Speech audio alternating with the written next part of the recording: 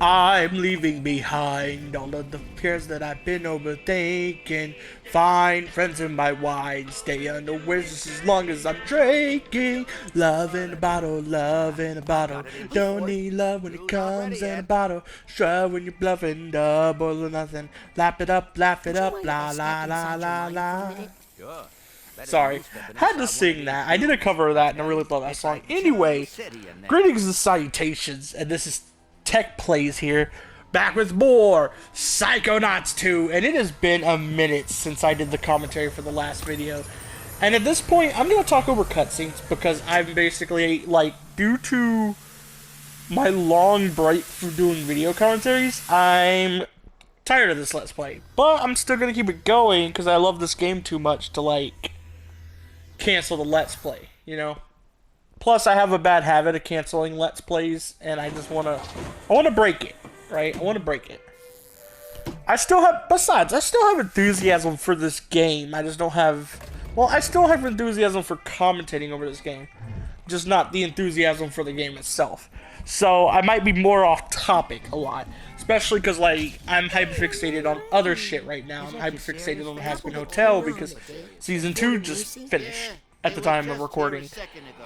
I'm hyperfixated on Ruby stuff, which is a consistent thing with me. I tend to fall back into Ruby hyperfixations a lot. I feel like Ruby, Resident Evil, and Sonic are like my three biggest hyperfixations that I always fall back into. My hyperfixations have been all over the place the past few months. I was hyperfixated on the Resident Evil 3 original. Then I was hyperfixated on Borderlands. Then I was hyperfixated on the Snapcube Sonic dubs. Then hyperfixated on Ruby. Then hyperfixated on Has Been Hotel and Ruby. That's just since, like, because I believe I started recording my Resident Evil 3 Let's Play at the end of August, I want to say. So, yeah, that's just since, like, August 22nd. And at the time of recording, don't want, like, I know I'm going to date this video by doing it, but at the time of recording, it's November 22nd. It's been exactly is it 3 months? Hold on. 1 month would be October, 2 would be September. Yeah, it's 3 months. It's been exactly 3 months since I started my Resident Evil 3 Let's Play, and I've gone through like 6 or 7 different hyperfixations. I tend to do that. Hey, you, down by that ball. Ruby is the one I rotate back into the most, with Resident Evil being the second most, and, you know, actually no, I forgot I had a Resident Evil 8 fixation right before the Has Been Hotel one. Yeah, Resident Evil Village, because I replayed it. But right now my hyperfixation is like split between Ruby and Has Been Hotel. My favorite song from Has Been Hotel, like, not even just Season 2, but overall, is definitely like the one I was just singing. Love in a bottle, love in a bottle. Don't need love if it comes from a bottle. Like that song. Like, that's my favorite. It might be like voice actor bias. Like, I've already admitted this to people. Like, I kind of want to discuss my favorite characters and stuff. I'm just going to talk a lot of Has Been Hotel stuff this video. And I know some people will, like, look at you a weird way when you say you like Has Been Hotel or Hell of a Boss. I'm going to say this now. I'm not active in those fandoms. I'm a very casual fan of those things when it comes to the actual, like, fandom stuff, because I don't even look at fan art for those shows. And I've already said before that, like, my interaction with the Sonic fandom basically gets as far as a few minor opinions that I will give, and then, like, me playing the games and following fan artists. That's literally it. It's not like I don't interact with the fandom beyond that. Like, I don't get into arguments and shit. I don't, like, I don't know how to put it. Like, I really just, I basically, in the Sonic fandom, I tread carefully because I tried not to, like, get into arguments. With the Has Been and Hell of a Boss fandoms, I kind of just don't touch those fandoms at all. Like, aside from, like, discussing those shows. And, like, with friends of mine. And in, like, right now. And, like, you know, watching. I say all this to basically say, whatever weird, like, shit you've heard about people in the Has-Been or Hell of a Boss fandoms probably doesn't apply to me. I'm gonna say that now. Because I literally go out of my way to not interact directly with the fandom. For good reason. Like, Look, I love these shows. I love Has-Been Hotel. I love Hell of a Boss. I definitely love Has-Been Hotel a little more. But I love these shows, right? But I'll admit, like, just from watching them, this isn't even like shit I've heard. Just from watching them, I can kind of see the type of people they might attract, and I'm just like, yeah, no, I'm good. I'm not gonna interact with the fandom. I'm not gonna do that. I've been considering following fan artists, but I just haven't found any that I like. Like, fan art is usually, like, my exception. Like, I'll usually find a few fan artists I like in a fandom and follow them. Like, that's what I did for the Sonic fandom, for example. Like, whenever I think a fandom is bad enough, I will only, like, for the most part, just voice my opinions to friends and in my videos. Or, follow fan artists, or both. And so far, the only two, like, things I'm a fan of, or three things, if you count Hell of a Boss and Has-Been separately, is, well, Sonic, Has-Been, and Hell of a Boss. Like, that's the only fandoms that I would be in if I interacted with them more. I used to be a lot more in the Sonic fandom, but that's when I was younger. Didn't know better, didn't know, like, that. Basically didn't know how bad the fandom can get. I don't have any, like, experiences with the Sonic fandom myself that got super bad, aside from, like, a few situations where I ran into a toxic person. But aside from that, like, I didn't run into any creeps or anything like that. Same can be said for the few people I know who also like Has-Been or Hell of a Boss. Like, they're like the more chill people, right? And like, that's really because they were my friends before I knew they were fans of that too. Like, I didn't become friends with them because they like Has-Been Hotel and Hell of a Boss. I became friends with them through other shit like Ruby or gaming or something, like something I know for sure I can safely interact with the fandoms of, or interact with other people for. Like, or more safely, I should say, not exactly like 100% safely, because there is still some. I'm trying to think of what word I want to use for it. There's still some, like, problematic folks. There we go. That's definitely the right word.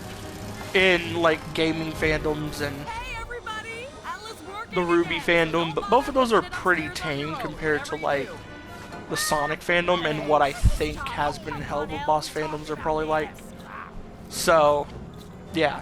Plus, with the Ruby fandom, it's really easy to immediately, like, suss out the problematic folks. Because, like, sometimes, like, in the Sonic fandom and other fandoms, right, like, sometimes it can be hard to tell. Oh, fuck, I fell down. Sometimes it can be hard to tell, like, a problematic person. Like, some people are obvious, right? Like, they will immediately be toxic, or they might, like, show, like, they might act like certain things. Are you kidding me? But yeah. But then there's other people who are fucking fantastic actors. One of them being a former friend of mine. That will take you a long while to figure out, like, how problematic they are. When it comes to, like, the Ruby fandom, I think I've only had one situation where that was the case. Whereas most problematic people in the Ruby fandom immediately give themselves away. Right? That tends to be the thing. So.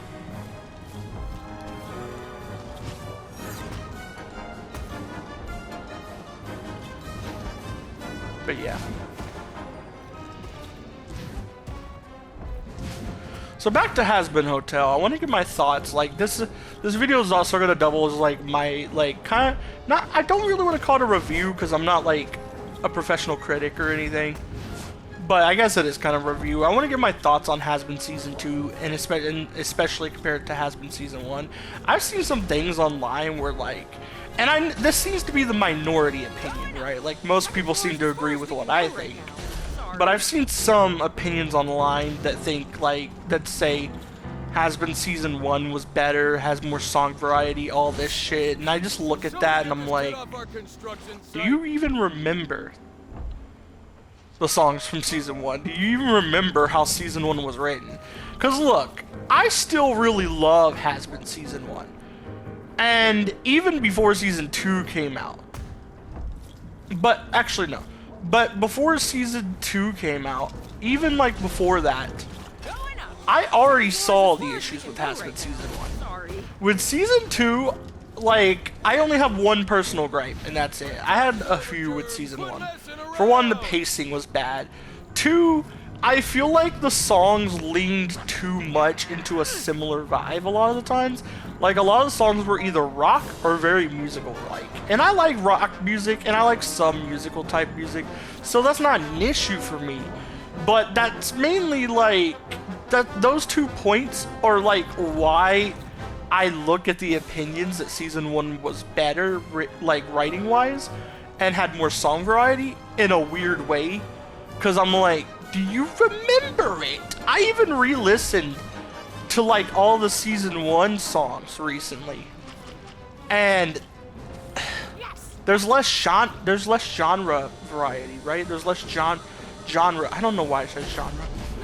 There's less genre. You're gonna speak like I'm going too far in one direction, too far in the other. Like I'm emphasizing the way you say the G both ways unintentionally. Thanks for the ride. Not trying to do that. Let me grab this. Yeah, that's all I was trying to do. But yeah, there was less genre variety. There we go. I said it right that time. And Has Been Season 1 than there was in Season 2. Like Season 2 definitely has a bigger genre variety. And a lot of these opinions came halfway through the season. I could sort of get that a little more. But I feel like those comparisons were basically comparing half a season to a full season, right? Like comparing four episode songs to 8 episode songs. Which when you do that, yeah, it definitely seems like Season 1 has more variety, but when you take the whole of Season 2 and compare it to the whole of Season 1, music-wise, there's definitely more variety. In my honest opinion. Like that, I've noticed more genres. Sure, a lot of the genres are like sub-genres of the same genre, but like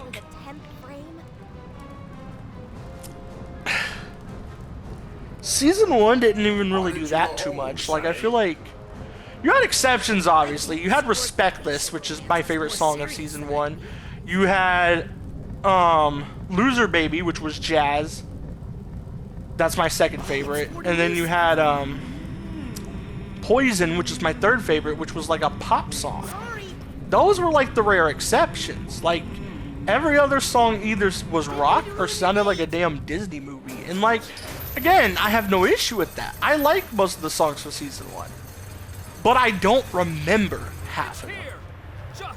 That's the thing, right? And yeah, it could be recency type shit. Like, not recency bias. That's not what I'm like going for. I'm more so talking about since I watched Season 1 or Season 2 more recently, I remember the songs better. But keep in mind, I actually already mentioned I did re-listen to the Season 1 songs, so they would still be fresh on my mind as well, even if I only listened to them once, right?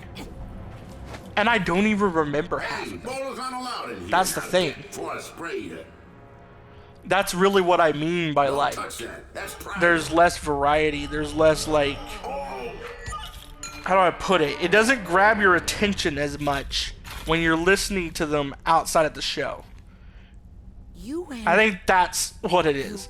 Cause like, sure, when Respectless, Loser Baby, and And even from that first date in that grimy bowling when alley, Respectless I Loser Baby or knew that it was Poison too good to play last in my forever. playlist, Hey, right? all relationships I end want to one sing way to them. or another. But it's I just just those didn't think it three. would end so badly.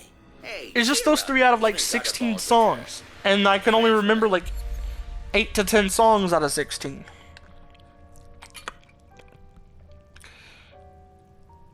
So it's like, yeah.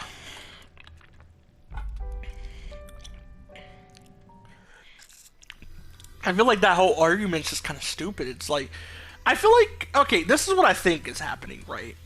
I think the people who have that opinion are remembering season 1 more fondly than what it was. And like I said, I still love Has Been season 1, but it has its issues. It's a lovable mess, which is, it's kind of similar to another show I'm a really big fan of, Ruby.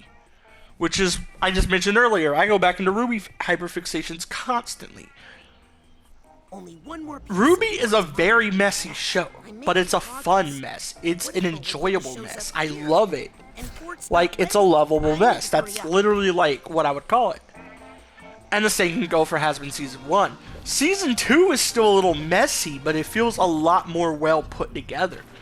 The writing is paced better, the plot is a little more, like, I heard some people also saying that, like, the story wasn't moving along or something in the first half or something like that, and I'm just like, did you watch episode 4? Did you? Because,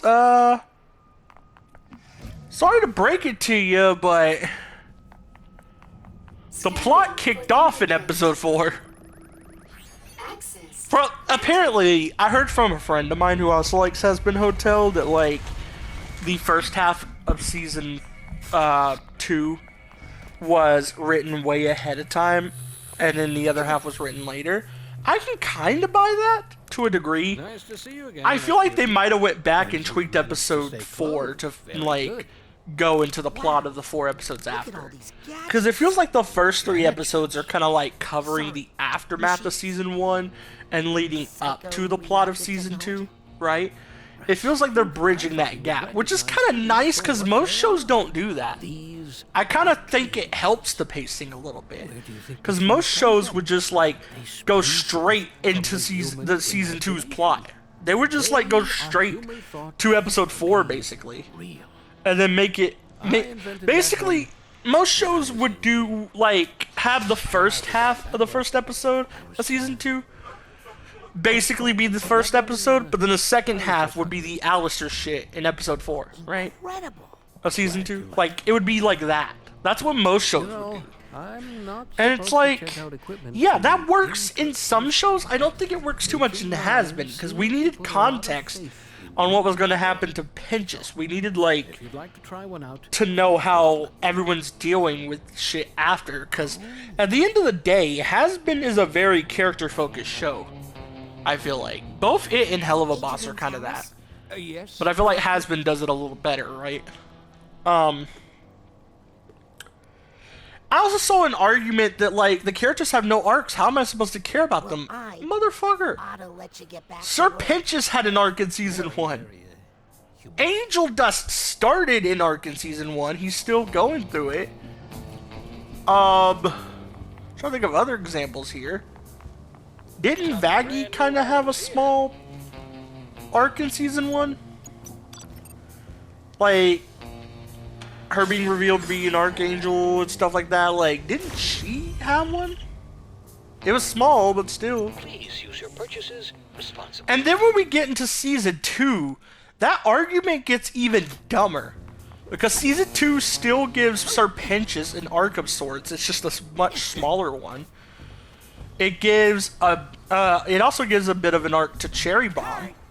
It gives Charlie literally has an arc spread across 6 of the episodes. Like it ends in the 6th episode, but she does get like a bigger arc in season 2. Like, I'll admit, Charlie didn't really have any arcs or anything in season 1, but I don't feel like she needed to. Season 1, what I feel like, was more focused around like We're all dead. the general cast, where season 2 seemed to be more focused around Charlie than season 1 was, right? What for? And I feel like that works, right? because season 1 had to introduce us to everyone, so everyone's got to get screen time, right? And that's something else people don't get. Shows have to do that, you know, like, just because the show didn't give some characters some arcs doesn't mean that characters don't get arcs, right? Because a few of them did. But the show had to spend time introducing characters and, like, getting the plot started and everything. That's what people don't get. And since the show is only 8 episodes a season, there isn't much room left to really, like... You know, there's just not much room left to really put that many arcs in season 1. There's definitely more of them in season 2, like I said. Angel Dust gets continued. Sir Pinches and Cherry Bomb have small arcs. Charlie has a bigger emotional arc. Sarah has an arc. Fucking Husk has a brief arc for an episode, but it's still an arc. And like, I just hate the argument because Alistair gets an arc. The V's get an arc. What the fuck? Like, that's at least, like, I lost track of how many characters that is, but that's at least 9 characters. I think it might be more. Let me think about this. Charlie, Husk, Sir Pinches, Angel Dust, Cherry Bomb, My name is Raz. Who are you? Velvet, Val, Vox, Alistair. How long Was that all of have you them? been here? Sarah, What's your that's name? 10. 10 characters got an arc in season 2 in just 8 episodes. Yes, some of them were very small arcs. And one of them was a 1 episode, well, kind of 2 episode long arc, because it kind of, like, the thing that jump started that arc initially was an episode before it, I believe. But that's not the point. The fucking point is, like, the point I'm trying to get at here, right,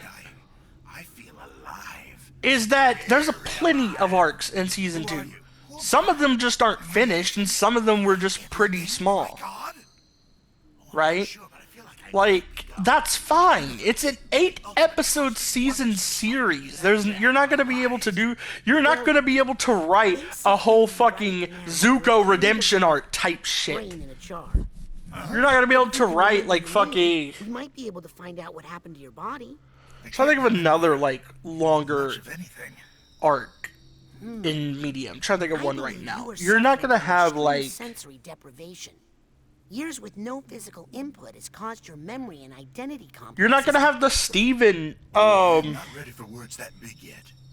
the Steven, like, depression arc from Steven Universe Future in 8 episodes. Like, guys, come on. Like, you gotta keep in mind, it's 8 episodes, and most of them are under 30 minutes. Some of them go over, but it's like, yeah, most of them are under 30 minutes, and it's 8 episodes a season. This is the main issue with 8-episode seasons, and I'm so sick of it. But I think Has Been Season 2 does a good job balancing that. They do a good job with just the 8 episodes, whereas Season 1 needed... Season 1 basically had really slow pacing. It kind of needed a few more episodes, and needed like a side plot, sort of. Because Season 2 has side plots. Season 1 didn't really have one, aside from like 1 episode where Vox was being an ass to Alistair. There was like that 1 episode in Season 1 that basically introduced Vox. And the episode where Vox, like... Vox used her pinches, but that's really all Vox did in Season 1. And, like, it didn't do much. And yeah, I get, like, Vox is the Season 2 antagonist. They can't do too much in Season 1 with him yet. I'm not saying use Vox for that. I'm saying they could have added, like, a side plot to Season 1 if they had a few more episodes, and that would have fixed the slow pacing, because the main story could have been broken up with a side issue, right? That's what side plots are usually good for. Season 2 has the main plot of the V's, but it also has the side plot of continuing the aftermath of Season 1, right? Like, you have Luke, who is fucking bloodthirsty, who wants to fucking kill sinners for what happened to Adam. You have Sarah, who has regrets for ever, like, forming the executioners in the first place.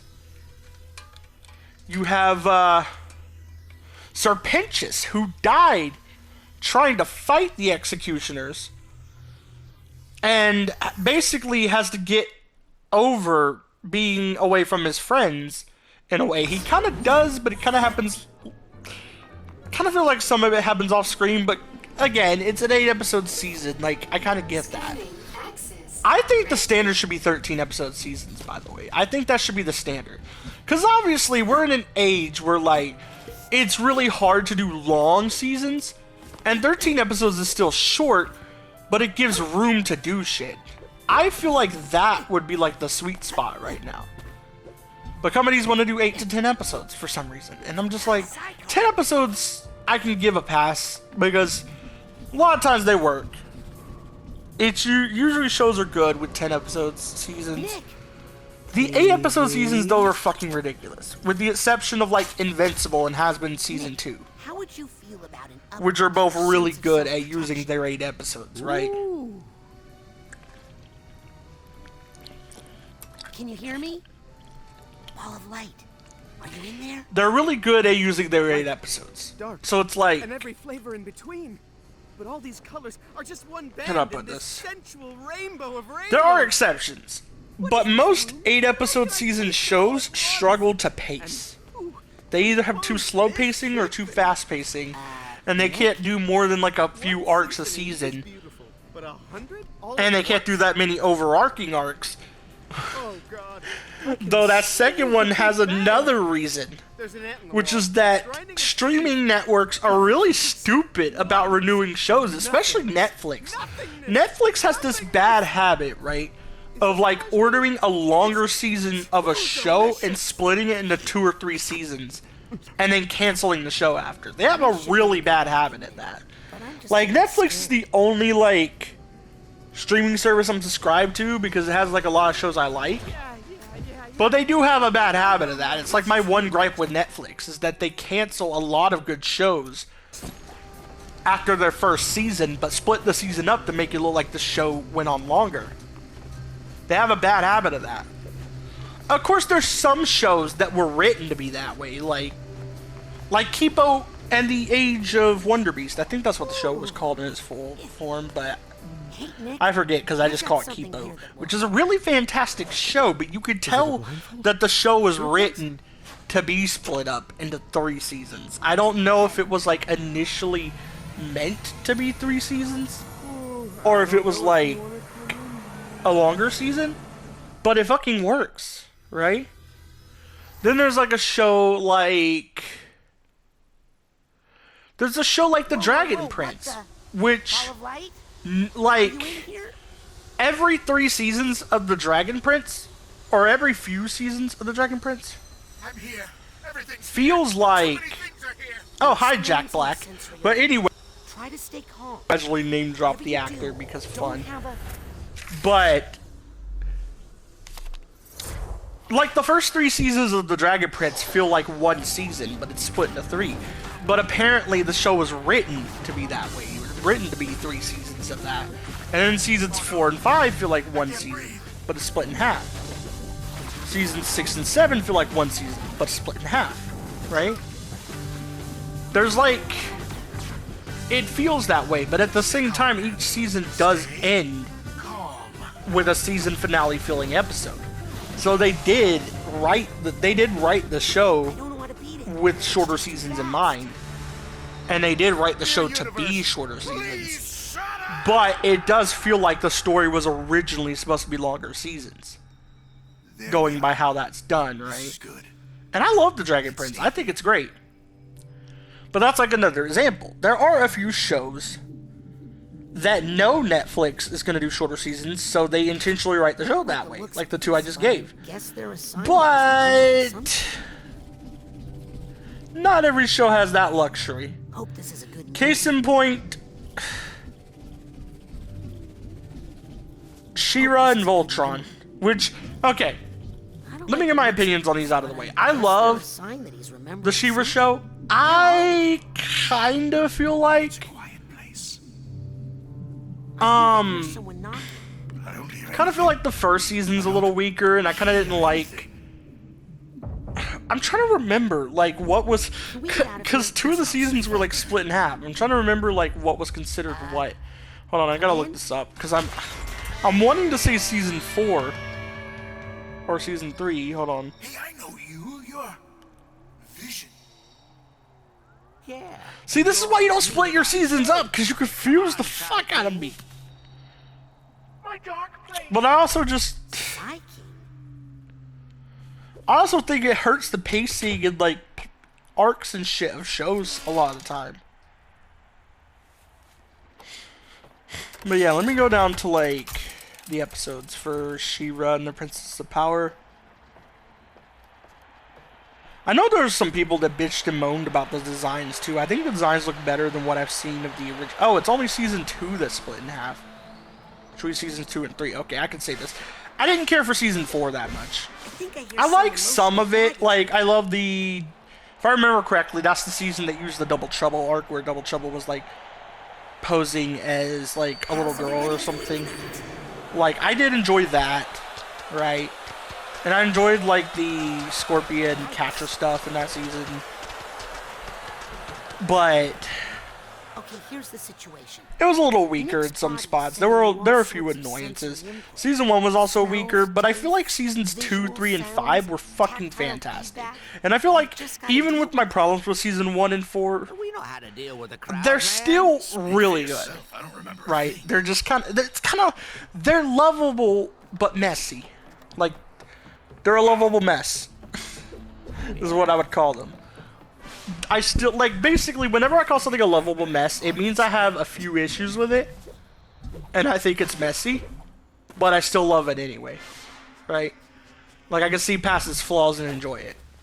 Because there are some people who can't do that. There are some people who will, like, see, like, one fucking flaw with a show and be like, this is the worst show ever, I'm not watching it again. Literally, there are people who do that, and that fucking baffles me. How the fuck do you go through life like that? How do you go through life being that strict, that picky, that negative? Like, I think I'd be miserable if I went through life like that. No, because there are still really good shows, video games, etc., that are messy, right? Being messy doesn't make it bad. It just means it has some issues, right? Like, if we were just... What's a good comparison here? Let's just compare it to people, right? You don't consider people having flaws... You don't consider Feast of the senses. anyone who has flaws a bad person, do you? So give it to them. No, because everyone has them. Man, it's been so long. Do you see my I point don't here? even know where my violin is. Every show, every video game, every book, every fucking movie, I'll find your violin. every piece of media in Just tell me history when you has last at least used it. one issue. Can I even remember Nothing what is it looked perfect. like? Now, some people might not have an you issue can with see that the world the issue way or I might see not it. see that issue, but every single piece of media ever has had at least one issue. Let's give an example, Romeo and Juliet, which is a story a lot of people love for some reason. I think it's fucking stupid. And here's the thing, I don't hate Shakespeare's writing. I actually did like The Tempest, but Romeo and Juliet's fucking stupid to me. Like, all the characters are fucking idiots. I really hate that story for that reason. And yeah, like, that's a bad example on what I'm trying to say here, because I'm trying to say that, like, That's right. It's that. I do enjoy messy shit. But it's just to give an example of something that's beloved, right? That does have issues. People just are blind to it because they love it.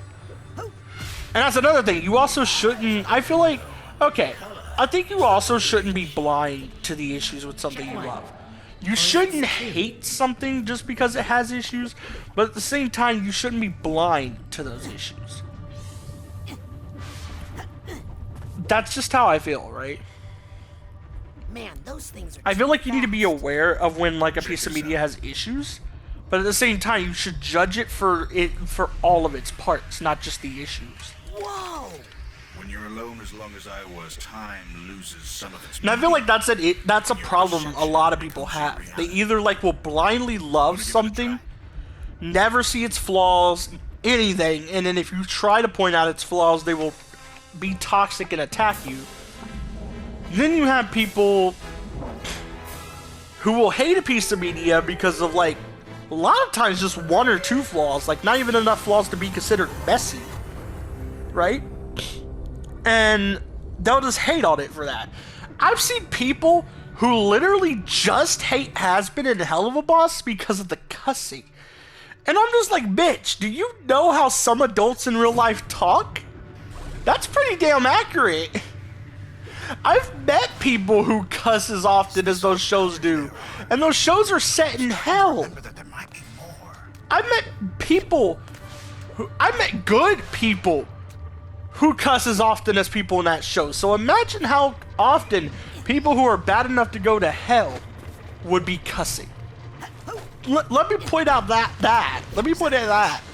I've also met bad people who cuss like a sailor. Like, fucking hell. It's pretty accurate. Also, these same people will, like, praise a show like Rick and Morty. When Rick and Morty cusses a lot too, like, what the fuck? I haven't watched it in years though, like, maybe my memory's not that, like, good on it, but I remember them saying a lot of cuss words in the first 3 or 4 seasons, which is the seasons I watched. I only watched, like, the first 4 seasons and a few episodes of season 5. There was a very problematic episode in season 5 for me that basically made me toot off the show forever. And that was before the Justin Roiland shit came out, so yeah, it was basically like, it wasn't Justin Roiland that made me stop watching the show.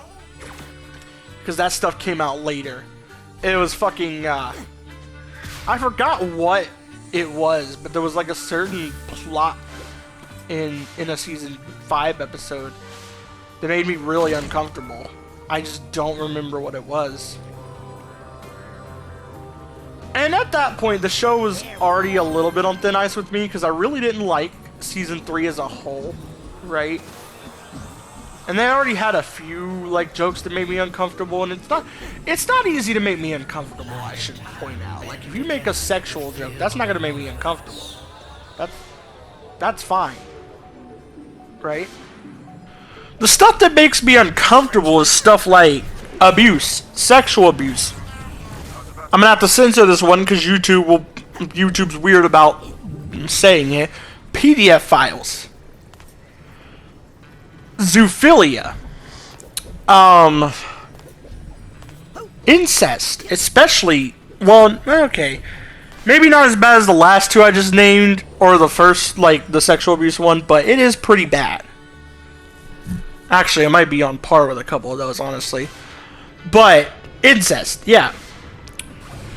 There are ways to do those things right, though. Like, just a show just having those won't make me hate the show, right? Rick and Morty. I'm not sure if I already mentioned it or not. They had an episode with a PDF file. And they did it right, because the show made it clear that that the guy was a creep. That he was a bad person for doing that. They killed him off for doing that. They made it obvious that the guy was fucked up.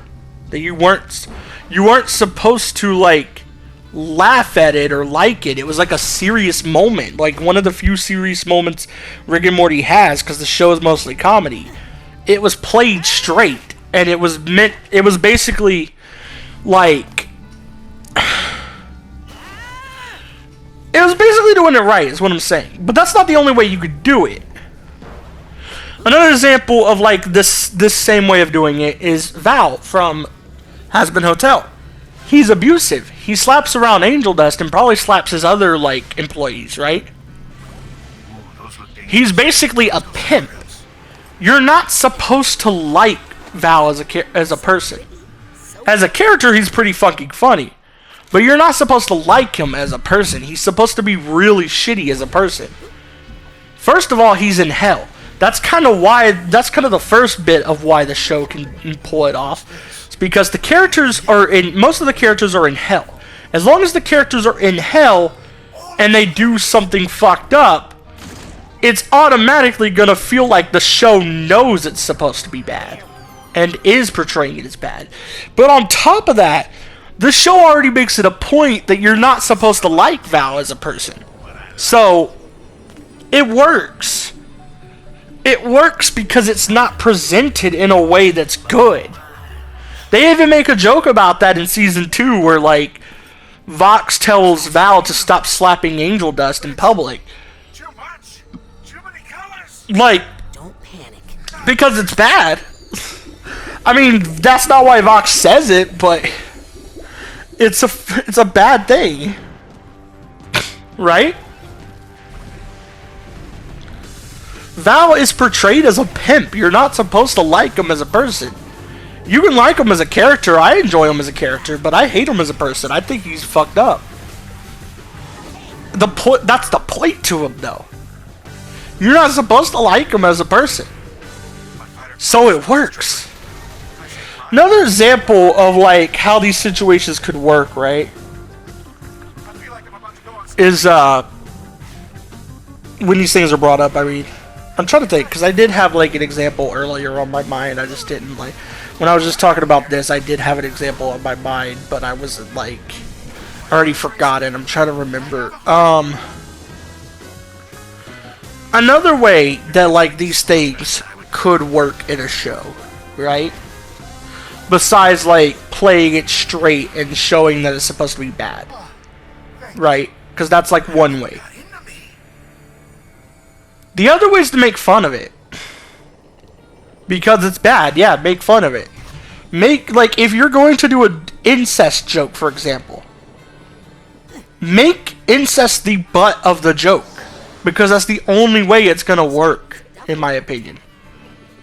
It's not going to be, like, it's gonna be kind of uncomfortable if you make an incest joke, and it's not the butt of the joke. Right? I don't really have any examples on my mind right now, but, like, I feel like some of the things I listed earlier can work that way, and they won't make me uncomfortable if they're the butt of the joke. If, like, the joke is basically making fun of them, it's basically shitting on them, right? That's like a South Park type move, and South Park would make that work. I could see South Park making the joke like that work. However, if you handle them in any other way, especially like how Rick and Morty handles incest plots and like and jokes and stuff, which is why I stopped watching the show. Yeah, it's gonna make me uncomfortable. Because these are things I'm uncomfortable with in the real world, right? Like, I'm not comfortable with these things. Am I using these terms correctly? Yeah, I should have done the time thing first, shouldn't I? Yeah, let's do that. But yeah, that's basically the point I'm getting at. I don't think Rick and Morty handles those things right most of the time when they make jokes about that kind of stuff. Or when they, like, have that kind of stuff in the show, I should say, because obviously the PDF file thing wasn't a joke. It was a moment that was played straight. Aside from Rick killing the guy, that was kind of comedic, but the rest of it was played pretty straight, right? It was like they made sure you were creeped out by the guy. They made sure you knew it was wrong. It was played pretty damn straight. And I think that's the best way to do it, because even like the thing I said where they're the butt of the joke, even that doesn't guarantee it can work. Because there are, like, you just have to do it right. Like I said, I think South Park could get away with something like that. But there are some shows who couldn't. There are some shows that if they made, like, that stuff the butt of the joke, it would still feel uncomfortable. Okay, obviously I'm not supposed to go up that way. Okay. Lesson learned. But yeah, like, my point is, if you're going to handle those subject matters, either play it straight and make sure it's known to the audience that you see it as a bad thing, that it's portrayed as a bad thing, or make it the butt of a joke in the way that South Park probably would. Where, like, you're shitting on it so much that the message gets across, right? That's the only two ways you can make that shit work. You have to walk a fine line with that kind of stuff. But what am I talking about, walking a fine line? Rick and Morty's never been like... I know, like, Rick and Morty fans have the whole, like, you have to be, you have to have this, hold on. You have to have a super high IQ to enjoy Rick and Morty. I know they have that thing, but I'm gonna tell you the truth right now. Rick and Morty's a pretty stupid show. And not stupid, like, in a bad, well, okay. Some, like, the episode that made me stop watching was stupid in a bad way. Like, a really fucking bad way. But most of the time, it's not stupid in a bad way. It's just stupid, right? Some stupid shows can be fun. Like, what's a good example here? Trying to think. What's like a comedy show that's kind of stupid that I really love?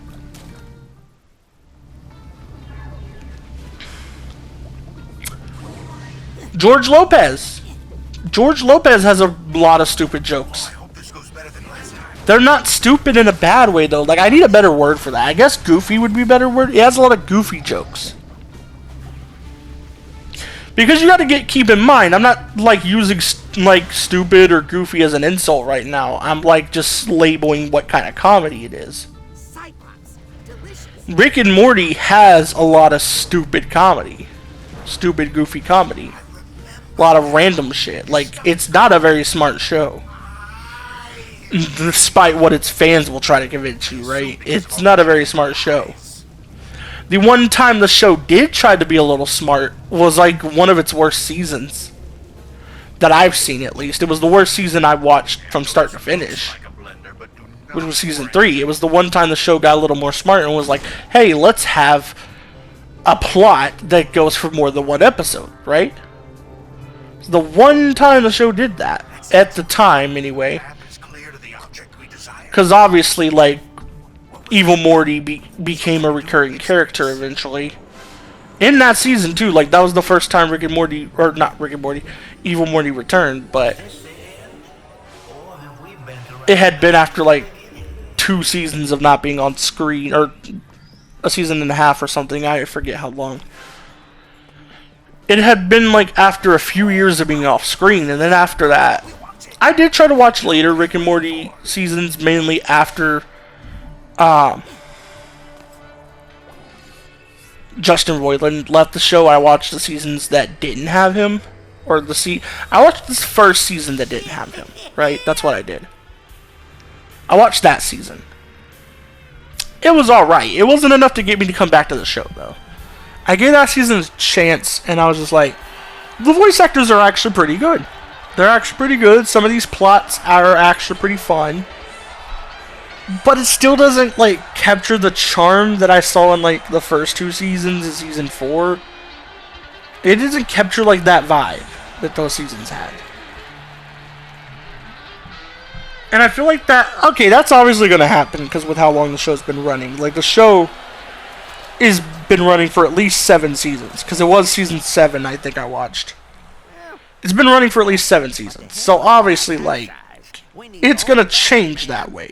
Family Guy did that. But the difference with Family Guy is, right? The first time Family Guy changed up how it works, or changed up its vibe a little bit, it still was good. First time it changed up its vibe was like season 4 or 5. I forget where, but it changed somewhere around there. And in my opinion, Family Guy was still good all the way up until season 9. Season 9 was like the last Family Guy season I felt was actually pretty good.